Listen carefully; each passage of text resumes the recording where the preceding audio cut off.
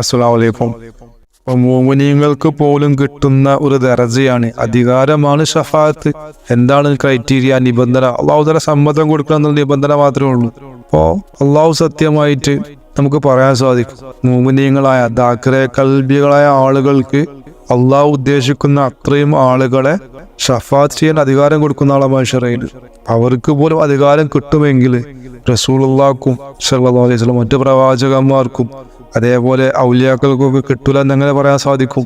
റസൂലുള്ളാഹി സ്വല്ലല്ലാഹു അലൈഹി വസല്ലമിൽ മാത്രമാണ് ഷഫാഅത്ത് പരിമിതപ്പെടുത്തുന്നതെങ്കിൽ മറ്റ് കൗമുകൾക്ക്, മറ്റു ഉമ്മത്തുകൾക്ക് അവരെ നബിക്ക് ഷഫാഅത്ത് അധികാരം കൊടുക്കാതെ എങ്ങനെ അവരെ ഉമ്മത്തിന് രക്ഷപ്പെടാൻ സാധിക്കും? ഷഫാഅത്തിന് എല്ലാവർക്കും അധികാരം കൊടുക്കപ്പെടും. അള്ളാഹു ഉദ്ദേശിച്ചവർക്ക്, ഉദ്ദേശിക്കാത്തവർക്ക് ഷഫാഅത്തിന് അനുവാദം കിട്ടൂല. ഷഫാഅത്തിന് അനുവാദം കിട്ടേണ്ടതുണ്ട് എന്ന വിഷയത്തിലേക്കാണ് ഇത് ഊന്നൽ കൊടുക്കുന്നത്.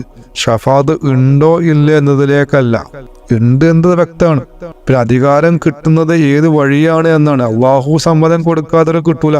കാരണം ഇവിടെ ഇതിന് അള്ളാഹുവിന്റെ സമ്മതം എന്നുള്ള വിഷയം വരും. ഇതേ വിഷയം തന്നെയാണ് നമ്മൾ മുമ്പ് പഠിച്ചത്. അള്ളാഹുവിലേക്ക് ക്ഷണിക്കണമെങ്കിൽ സമ്മതം വേണം.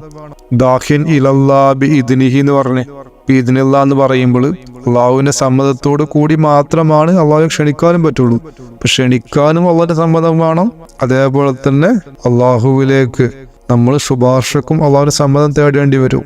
പിന്നെ പറയുന്നത് യഅലമു മാ ബൈന ഐദിഹിം വമാ ഖൽഫഹും. അതിന് ശരിയായ അർത്ഥം പറയുകയാണെങ്കിൽ നിലവിൽ നടന്നുകൊണ്ടിരിക്കുന്ന കാര്യങ്ങൾ, നിങ്ങൾ ചെയ്തുകൊണ്ടിരിക്കുന്ന കാര്യങ്ങൾ എന്താണെന്ന് അള്ളാഹുവിന് വ്യക്തമായിട്ട് അറിയാം. സുന്നികളും ഷിയാക്കളും അതേപോലെ മറ്റ് ബിദ്ഈ കക്ഷികളൊക്കെ പ്രവർത്തിച്ചു കൊണ്ടിരിക്കുന്ന കാര്യങ്ങൾ എന്താണ്, എങ്ങനെയാണ്, അവരുടെ വിശ്വാസം എങ്ങനെയാണ്, സുന്നികൾ മറ്റുള്ളവരോട് പറയുന്നത് എന്താണ്, ഇവരോട് പറയുന്നത് എന്താണ്, ഇങ്ങനെയുള്ള വിഭിന്ന കക്ഷികൾ ചെയ്തുകൊണ്ടിരിക്കുന്ന കാര്യങ്ങൾ എല്ലാം അള്ളാഹു അറിയുന്നുണ്ട്, നോക്കിക്കൊണ്ടിരിക്കുന്നുണ്ട്. അതേപോലെ തന്നെ നിങ്ങളുടെ മുൻഗാമികളായ ആളുകൾ ചെയ്തുകൊണ്ടിരുന്ന കർമ്മങ്ങളും അവരുടെ വിശ്വാസ പ്രമാണങ്ങളും ഒക്കെ അള്ളാഹുവിനെ അറിയാം. അതെല്ലാം അള്ളാഹു സസൂക്ഷ്മമായിട്ട് നോക്കിക്കൊണ്ടിരിക്കുന്നുണ്ട് എന്നാണ് അതിന്റെ അർത്ഥം. പിന്നെ പറയുന്നത് വലാ യുഹീതൂന ബിശൈഇൻ മിൻ ഇൽമിഹി ഇല്ലാ ബിമാ ശാ. അവന്റെ ഇൽമിൽ നിന്നും അവനിച്ഛിക്കുന്ന അളവിലല്ലാതെ മറ്റാർക്കും ഒന്നും അറിയാൻ സാധിക്കൂലെന്ന്. അള്ളാഹു തആല ഒരുപാട് ആളുകൾക്ക് ഒരുപാട് ഇൽമ കൊടുത്തിട്ടുണ്ട് അള്ളാഹുവിൽ നിന്ന്. അള്ളാഹു തആല കൊടുത്ത ഇൽമേ ഇൽമാവുന്നുള്ളൂ, അല്ലാത്തൊന്നും ഇൽമല്ല. അപ്പൊ ആ ഇൽമ അള്ളാഹു തആല ഒരാൾക്ക് എത്ര ഉദ്ദേശം അത്രേ കൊടുക്കാൻ പറ്റുള്ളൂ, എത്രേ കൊടുക്കുന്നുള്ളൂ, അത്രേ അദ്ദേഹത്തിന് കിട്ടുള്ളൂ. അപ്പുറത്തേക്ക് കിട്ടാനോ ആശ്രയിക്കാൻ അദ്ദേഹത്തിന് സാധ്യമല്ല. അദ്ദേഹത്തിന് ഇൽമുണ്ടെന്ന് സമ്മതിക്കാൻ പറ്റും, പക്ഷെ അതിനേക്കാളും ഇൽമുള്ളവരുണ്ടാവാം. അപ്പൊ അള്ളാഹു തആല ഒരാൾക്ക് എത്രയാണോ ഏകിയത്, വിധിച്ചത്, അത്രേ അദ്ദേഹത്തിന് ഗ്രഹിക്കാൻ സാധിക്കുള്ളൂ, എത്താൻ സാധിക്കും. അതിന്റെ അപ്പുറത്തേക്ക് ഒരു ഇഞ്ച് കിടക്കാൻ സാധിക്കൂല. എല്ലാ ആളുകൾക്കും, എല്ലാ ആലിമീങ്ങൾക്കും ആലിഫീങ്ങൾക്കും എല്ലാം അള്ളാഹു ഒരു അതിർത്തി നിശ്ചയിച്ചിട്ടുണ്ട്. അതുവരെ അവർ പോകുന്നുള്ളൂ, അതിന്റെ അപ്പുറത്തേക്ക് കടക്കാൻ അവർക്ക് സാധിക്കുന്നില്ല. കാരണം അള്ളാഹു തആല നിശ്ചയിച്ച പരിധിയാണ് അവർക്കത്. അപ്പോ അള്ളാഹു തആല ഇൽമു കൊടുക്കുന്നത് അള്ളാഹുവിൽ നിന്നാണ്, അള്ളാഹു തന്നെയാണ് പഠിപ്പിക്കുന്നത്. അവരെയാണ് നമ്മൾ ആലിമീങ്ങൾ എന്ന് വിളിക്കേണ്ടത്. അവർക്ക് അള്ളാഹു തആല ഇൽമു കൊടുക്കുന്നത്. അപ്പൊ അള്ളാഹു തആല ഇൽമു കൊടുക്കാത്തവർക്ക് ഇൽമു ഉണ്ട് എന്ന് പറയാൻ സാധിക്കൂല. അള്ളാഹുവിൽ നിന്നല്ലാതെ മറ്റു ഭാഗത്തുനിന്ന് ഇൽമു പഠിച്ചവർക്ക് അവർക്ക് ഇൽമു എല്ലാം ഉണ്ടെന്ന് നമുക്ക് അംഗീകരിക്കാൻ സാധിക്കൂല. പ്രത്യേകിച്ച് മൗലിയാക്കന്മാരായ ആളുകൾ, മുല്ലമാര് മദ്രസ പോയി എല്ലാം പഠിച്ചുകൊണ്ട് ഞങ്ങളുടെ കയ്യിൽ എല്ലാ ഇൽമു ഉണ്ട് എന്ന് പറഞ്ഞു കഴിഞ്ഞാൽ അംഗീകരിക്കാൻ സാധിക്കൂല. അള്ളാഹുവിൽ നിന്ന് അവർക്ക് ഇൽമു കിട്ടിയിട്ടില്ല. അവർക്ക് കിട്ടിയ ഇൽമു മദ്രസയിൽ നിന്നാണ്. അതെന്തല്ല, അള്ളാഹുവിൽ ഇൽമല്ല. അള്ളാഹു ഇച്ഛിച്ചതല്ലാതെ അവരൊന്നും ഹാസിലാക്കിയിട്ടില്ല. അപ്പൊ അവൻ ഇച്ഛിച്ച ഒരളവിൽ അവർക്ക് എന്തെങ്കിലും കിട്ടിയെങ്കിൽ ആ കിട്ടിയത് കൊണ്ട് അവരെല്ലാം കിട്ടിയെന്ന് അഹങ്കരിക്കണ്ട. അഹങ്കാരം അവർക്ക് എവിടുന്ന കിട്ടുന്നത്? മദ്രസയിൽ പഠിപ്പിച്ചുകൊണ്ട് അവർ നേടിയെടുക്കുന്ന ജ്ഞാനം അള്ളാന്റെ ഔലിയാക്കളെക്കാളും വലിയ ജ്ഞാനമാണ്, അമ്പിയാക്കളെക്കാളും വലിയ ജ്ഞാനമാണ് എന്നൊക്കെ അവർക്ക് തോന്നുന്നത് ആ ഒരു അറിവിന്റെ കുറവ് കൊണ്ടാണ്, അറിവിന്റെ ബർക്കത്തിന്റെ കുറവ് കൊണ്ടാണ്. കാരണം അള്ളാഹുവിൽ നിന്നല്ല അവർ ഗ്രഹിക്കുന്നത്, അവർ പഠിക്കുന്നത് എന്നതിന്റെ പേരിൽ ചില അഹങ്കാരങ്ങൾ അവരുടെ ഉള്ളിലേക്ക് കയറിയതാണ്. വസിയ കുർസിയു സമാവാതി വൽ അർള്. അവന്റെ കുർസി, കസേര ആകാശഭൂമികളെക്കാളും വിശാലമാണ്. അതിനൊക്കെ ഉൾക്കൊള്ളുമാറ് വിശാലമായ സിംഹാസനമാണ്, കസേരയാണ് അള്ളാഹുവിന്റെ കസേര. അവനെല്ലാം അവിടെ ഇരുന്നു കൊണ്ട് കണ്ടു നിൽക്കുന്നുണ്ട്. ഈ ലോകത്തുള്ള സകല കാര്യങ്ങളും അവന്റെ അറിവിൽപ്പെട്ടതാണ്. അവൻ കണ്ടുകൊണ്ടിരിക്കുന്നുണ്ട് കാര്യങ്ങളെല്ലാം. അവിടെ നമ്മൾ മനസ്സിലാക്കേണ്ട വിഷയം, നമ്മളെ കണ്ണുകൾക്ക് കാഴ്ച കാണുന്നതിനൊരു പരിധിയുണ്ട്. എല്ലാം നമുക്ക് പരിപൂർണമായി കാണാൻ സാധിക്കൂല. അതിനും നമ്മൾ കാഴ്ചയിൽ വഞ്ചിതരാവുന്നുണ്ട്. നമ്മൾ ഒരു സാധനം നോക്കുന്ന സമയത്ത്, ഒരു വസ്തു നോക്കുന്ന സമയത്ത് അത് എത്രമാത്രം ദൂരത്തിലാണ് നിൽക്കുന്നത്, അതിൻ്റെ അടിസ്ഥാനത്തിൽ അത് എത്രമാത്രം സസൂക്ഷ്മമായി നമുക്ക് ഗ്രഹിക്കാൻ സാധിക്കുന്നുണ്ട്, കാണാൻ സാധിക്കുന്നുണ്ട് എന്നതിൻ്റെ നമ്മൾ മനസ്സിലാക്കുന്നതിൽ ചില വിഷയങ്ങളുണ്ട്. നമ്മൾ ഏറ്റവും തൊട്ടടുത്ത് നമ്മൾ സാധനം പിടിച്ചു കഴിഞ്ഞാൽ ഒരു പക്ഷെ നമുക്കതിനെ കാണാൻ സാധിക്കൂല. അപ്പം അതിന് കാണാൻ സാധിക്കുന്ന രീതിയിൽ കുറച്ച് അകന്ന് പിടിക്കണം. എന്നിട്ട് അതിൻ്റെ കൃത്യമായ ഒരു സ്ഥലത്ത്, ദൂരത്ത് നമ്മളത് വെക്കുന്ന സമയത്ത് അതിൻ്റെ കൃത്യമായ ഉയരം, അതേപോലെ അതിൻ്റെ അളവ് നമുക്ക് അറിയാൻ സാധിക്കും. കാഴ്ചയും അതിൻ്റെ യാഥാർത്ഥ്യവും തമ്മിൽ യോജിപ്പുണ്ടാവും. ഉദാഹരണമായി 1 മീറ്റർ സ്ഥലത്ത് നമ്മൾ വെച്ചിക്കണമെങ്കിൽ നമുക്ക് നമ്മളെ കണ്ണിൽ ആ 1 മീറ്റർ പ്രത്യേകമായിട്ടുള്ള ഒരു ഉയരമുള്ള ഒരു വസ്തു ആ സ്ഥലത്ത് നമ്മൾ കൃത്യമായി കാണുന്നുണ്ട്. അതിൻ്റെ ഉയരം നമ്മൾ ഗ്രഹിക്കുന്ന പോലെ തന്നെ യാഥാർത്ഥ്യവും. എന്നാൽ ആ സാധനം കൊണ്ട് നമ്മളിൽ നിന്ന് അകറ്റിപ്പിടിക്കുന്ന സമയത്ത് അതിൻ്റെ യാഥാർത്ഥ്യമായ ഉയരത്തിൽ നിന്ന് വ്യത്യാസം സംഭവിക്കുന്നുണ്ട്. അങ്ങനെ അകന്ന് പോയിക്കൊണ്ട് നിൽക്കുന്തോറും അതിൻ്റെ വലുപ്പം കുറഞ്ഞു വരുന്നുണ്ട്. അങ്ങനെ ഒരുപാട് ദൂരം എത്തിക്കഴിഞ്ഞാൽ അത് നമ്മളെ കാഴ്ചയിൽ നിന്ന് മറിഞ്ഞു പോകുന്നുണ്ട്. നമ്മളൊരു എയറോപ്ലെയിന് നമ്മൾ പോയി നോക്കുന്ന സമയത്ത്, എയറോപ്ലെയിനിലെ മുമ്പിൽ പോയി നിൽക്കുന്ന സമയത്ത് വലിയൊരു സംഭവമായി തോന്നും. പക്ഷെ അത് പാറിക്കഴിഞ്ഞ് മേലെ ഉയരത്തിലേക്ക് പോയി കഴിഞ്ഞാൽ ചെറിയൊരു പക്ഷി പോലെ തോന്നുന്നു. അപ്പോൾ ആ വിമാനത്തിന്റെ പ്രോപ്പർട്ടി ആണോ അവിടെ പോയി പക്ഷിയായ പോലെ അത് കാണിക്കുന്നത്? അല്ലല്ലോ, നമ്മളെ കണ്ണിന്റെ കുറവാണ്. അപ്പൊ വിഷയം കണ്ണിനാണ്, വിമാനത്തിനല്ല എന്ന് മനസ്സിലാക്കണം. ഇതേപോലെ അള്ളാഹുവിന്റെ ഒരുപാട് രഹസ്യങ്ങള്, സൃഷ്ടികള്, ഇതൊക്കെ നമ്മളെ കണ്ണിന് ഗോചരമല്ലാത്തത് നമ്മളെ കണ്ണിന്റെ കുഴപ്പമാണ്.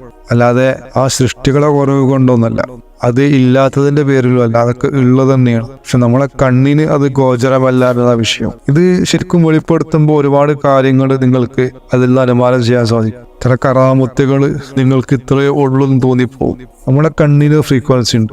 നമ്മുടെ കണ്ണ് കാണുന്ന അവയവാണ്, പക്ഷെ കണ്ണ് കൊണ്ടല്ല കാണുന്നത്. കണ്ണിന്റെ ഉള്ളിലുള്ള ബസീറത്തുണ്ട്, കാഴ്ച, അതുകൊണ്ടാണ് നമ്മൾ കാണുന്നത്.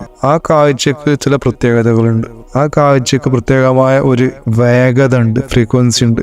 ആ ഫ്രീക്വൻസിയും നമ്മൾ കാണുന്ന വസ്തുവിന്റെ ഫ്രീക്വൻസിയും ഒരേപോലെ ആവുന്ന സമയത്ത് നമുക്കത് കാണാൻ സാധിക്കും, അതുള്ളതായിട്ട് അനുഭവിക്കാൻ സാധിക്കും. എന്നാൽ നമ്മളെ കണ്ണിന്റെ വേഗതയേക്കാളും കൂടുതലായിക്കൊണ്ട് നമ്മൾ കാണുന്ന ഒബ്ജക്റ്റിന്റെ വേഗത കൂടുതലായി കഴിഞ്ഞാൽ നമുക്കതിനെ കാണാൻ സാധിക്കൂല.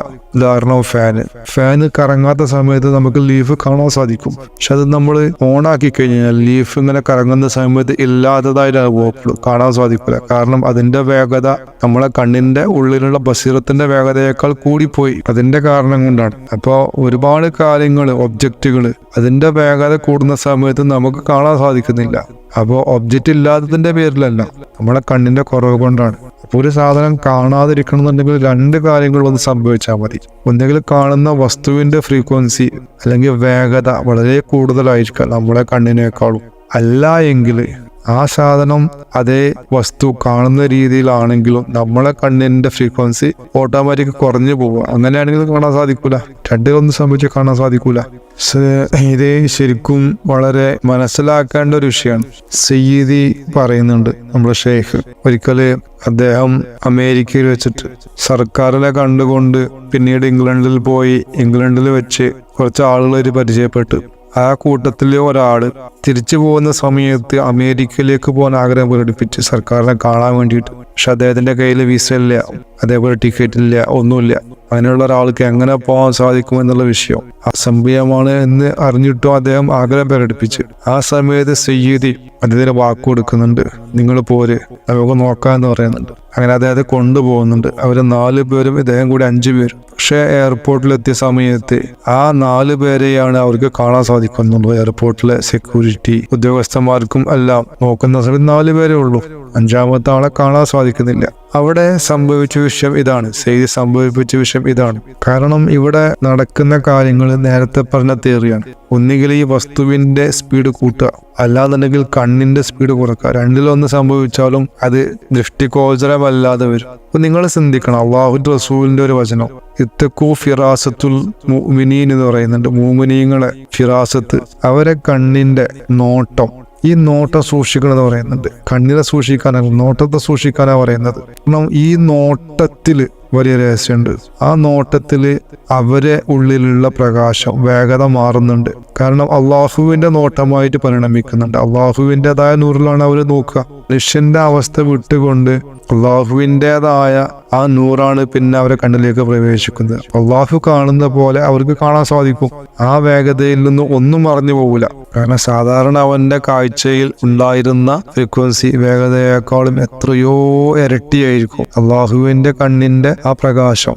അള്ളാഹുവിന്റെ പ്രകാശം അവന്റെ കണ്ണിലേക്ക് കയറുന്ന സമയത്ത്, കാരണം ഏതൊരു വസ്തുവിനേക്കാളും കൂടുതൽ ഫ്രീക്വൻസി ഉണ്ടായിരിക്കും. അപ്പൊ ആ കണ്ണിൽ നിന്ന് ഒന്നും മറഞ്ഞു പോകില്ല, എല്ലാം കാണാൻ സാധിക്കും. അതുകൊണ്ടാണ് റസൂലുള്ളാഹി സ്വല്ലല്ലാഹു അലൈഹി വസല്ലം മൂമിനായ മനുഷ്യന്റെ കണ്ണിന്റെ കാഴ്ചയെ സൂക്ഷിക്കാൻ പറഞ്ഞത്. കണ്ണിനെ അല്ല, കാഴ്ചയെ. ഇപ്പൊ കുർസിയിലിരിക്കുന്ന അള്ളാഹുവിന്റെ അധികാരം, അള്ളാഹുവിന്റെ കാഴ്ച ആകാശഭൂമികളെ മുഴുവൻ ഉൾക്കൊള്ളും. കാരണം അള്ളാഹുവിന്റെ ബസീറത്താണത്.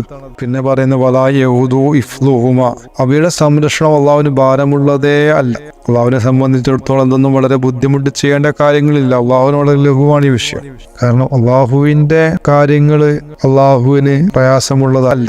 മനുഷ്യന്റെ വിഭാവനത്തിൽ നോക്കുന്ന സമയത്ത് എല്ലാം മനുഷ്യനെ ലോജിക്ക് വെച്ചാണ് ആലോചിക്കുന്നത്, അള്ളാഹുവിന്റെ ലോജിക്ക് വെച്ചുകൊണ്ടല്ല ആലോചിക്കുന്നത്. അള്ളാഹുവിനെ അറിയുന്ന മഹാന്മാർ അള്ളാഹുവിലൂടെയാണ് ആലോചിക്കുന്നത്. അതുകൊണ്ട് അവർക്ക് അള്ളാഹുവിനെ കുറിച്ച് അറിയാൻ സാധിക്കും, പറയാൻ സാധിക്കും. പക്ഷെ സാധാരണക്കാർക്ക് അത് സാധിക്കൂല, സാധാരണ പണ്ഡിതന്മാർക്കും സാധിക്കൂല. പിന്നെ പറയുന്നുണ്ട് വഹുവൽ അലിയുൽ അലീം, അവന് ഉന്നതനും മഹാനുമാണ്. അലി എന്നുള്ളത് അലി റളിയല്ലാഹുവിന്റെ പേര്, ആ പദത്തിൽ നിന്നുണ്ടായതാണ്. അലി റളിയല്ലാഹുവിന്റെ മഹത്വം, അതേപോലെ തന്നെ അള്ളാഹുവിന്റെ ഈ നാമത്തിലുള്ള മഹത്വം, ഉയർച്ച, ഇതൊക്കെ ഒരു ഉന്നതാവസ്ഥയെ കാണിക്കുന്നുണ്ട്. അപ്പൊ അത് ശരിക്കും അള്ളാഹുവിന് ഈ പ്രപഞ്ചത്തിൽ ഉള്ള അവസ്ഥയെ കുറിക്കുന്ന ഒരു പദമാണ്, ഒരു നാമാണത്. എല്ലാത്തിനും മീതെയുള്ളവനാണ് അവൻ. ഈ അധ്യായത്തിന് കുർസി എന്നുള്ള വിഷയത്തില് ഒരു ഒരു ഭാഗം വന്നതിന്റെ പേരിലാണ് ഈ ആയത്തിന് അള്ളാഹുവിന്റെ പ്രത്യേകമാക്കപ്പെട്ട വിലകളുള്ള ഒരു ആയത്ത് എന്നുള്ള നിലയിൽ ആയത്തുൽ കുർസി അറിയപ്പെട്ടത്. അസ്സലാമു അലൈക്കും.